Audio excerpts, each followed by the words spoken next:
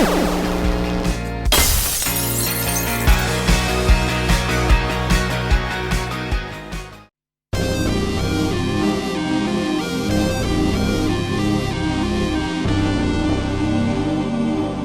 it's Gadget UK here again. This time I want to just quickly show you the Neo Flash Masta, or Neo Pocket Flash Masta. You'll have previously seen the repair I did to this ages ago. I improved it a little bit actually. I covered all of the corroded traces there with, as you can just about see it, solder. And replaced the resistors that were hanging out on the back, so it's good as new this. And I also went extra length and put a screen protector on it actually, because the screen was pretty good. There's a little mark you can see just about there. I think that's actually on the protector actually rather than the screen, but yeah, this is working really well now. And around that time, I think it was just after that actually, I got a card for my birthday. It was this one actually, from Ed Mandy. Now if you watch my recent video on the Bandai WonderSwan, you'll see that he's prototyping a flash cart for the WonderSwan at the moment. But prior to that, he came out with this, the Neo Pocket Flash Masta. He may well do other flash carts as well, I'm not too sure. But check out the links down below to his website. I think he's sold the last few of these, because this one I actually just got a few days ago actually. As a second cart, because I thought that'd be quite useful. He was doing like a deal, special offer to try and clear out some old stock, because I think he's working on a new version of this at some point once he's got his the Bandai WonderSwan Flash Masta sorted out. Anyway, so I got a second one of these, and I thought, whilst it's here, I've been meaning to do this for a while, so I thought whilst it's here, I'll show you. I'll show you how it works. I'll stick a game on this, and we'll test it. But you can see there's a little gap there, there's a little switch inside, and just if you use like a pen or a jeweler's screwdriver or something, you can just flip that switch and toggle between two banks on here, so you can have two games on one cart, and you can flash them, you can erase them, you can put different games on in the future if you get bored of the ones that are on it, etc. So I've got two games on that one, two games on this one. I've got some of my originals here. You've seen these in some of my pickup videos. May as well cover some of these while I'm here actually. I'll just show you exactly what I've got at the moment. So I've got Dark Arms, King of Fighters R2, Fatal Fury, can't read that now, got something Contacts it says, Turf Masters, Sonic, Pac-Man, Metal Slug 2. So I've not got that many, but I've got the two flash carts as well. When Ed gets around to doing the new flash cart, I'll probably pick up one of those. I guess it might have a new programmer as well. So the other thing you need with one of these, obviously, is a way of programming the carts. And he produces this. I don't know whether this is like a printed, 3D printed case. It looks like it possibly could be. It's just the right size and everything, so I don't know. Maybe he's designed that himself and had it 3D printed. It's quite cool. So you'll notice that you've got the metal contacts here on this side. And the cart, if you look into the cart recess there, you've got metal contacts on the bottom there as the label's facing up. So you've got to align them so that the two marry up, so the cart goes in that way. You might not be able to get in the wrong way actually, can you? Yeah, you probably could stick it in the wrong way, I think. But yeah, you get it in the right way. Plug this into your USB port on your computer, and then provided you've got the driver, I think there's a driver you need to install. You can use the software there and flash it, so I'll show you that now. So I've got the Flash Master plugged into the USB port here, and I've just launched Neo Link Master, which is you can download from his website, and you'll see there it's showing me exactly what's on the cart. I've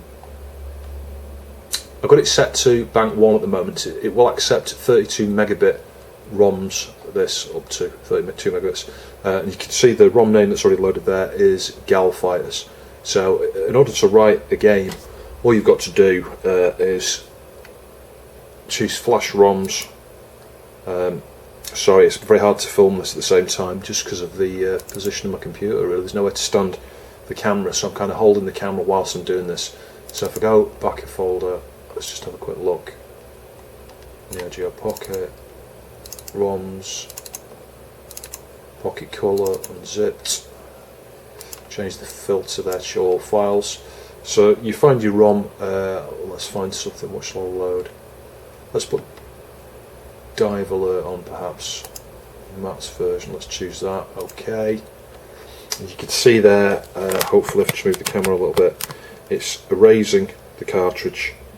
If we just give that a minute, I'll zoom out a little bit actually. There you go, you can see it's on the programming stage now. So whilst that's processing away there, I just thought I'd cover a couple of other things. You can, if you look at the buttons there on the right hand side, you can actually back up the ROM. So what you could do is you take one of your original carts, plug it into this, and you can actually dump your ROM. You can read the save games and back up those. You can also write the save games back to the cart, and this is either on actual carts or flash carts. So it gives you a whole flexibility there in terms of what you can use this device for. It's really good being able to back up those save games and write them back and stuff as well. And I guess you could probably use them in an emulator then. I don't know about the file format. That's one thing I've not tried, but I'm suspecting it's probably using a standard file format there. So I suspect you probably would be able to. Hopefully that'll be finished in a minute. It does take a few minutes to write each block, each game. And of course you'd have to repeat this process for the second game you want to put on there, just by switching the little switch over on the cart, and then just repeat. Select a ROM image and choose Flash ROM. Okay, we're at the end there now. As you can see, hopefully, yeah, it's wrote 2 meg roughly, 260 seconds flashing done. So let's give that a try. So apologies, the camera was all over the place there where I was filming that, and it doesn't really pick up my monitor very well just because it's a bit of 3D monitor. It's got a really weird refresh rate, and the angle you view out, you can see lines and things down it. Don't get that with me with the LCD screens, but hopefully this should now load dive alert, I think.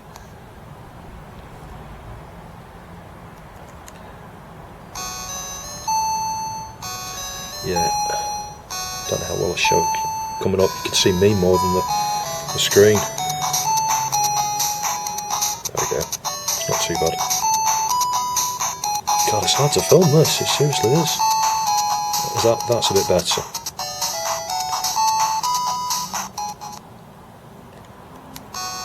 Yeah, you can see that's working fine. Switch that off and I'll just switch over to the other game.